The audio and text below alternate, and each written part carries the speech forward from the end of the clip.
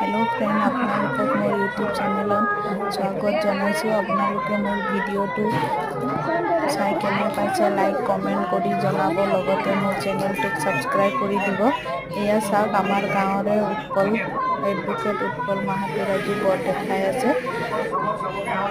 গোলাঘাটৰ পৰা বৰ দেখাই কৰিব আহিছে।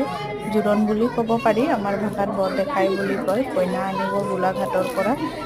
কইনা ঘৰৰ কইনাৰ দেউতা, খুৰা, মামা, দাদা সেনেকৈ গাঁৱৰ পৰিয়ালৰ গাঁৱৰ মানুহ আহিছে।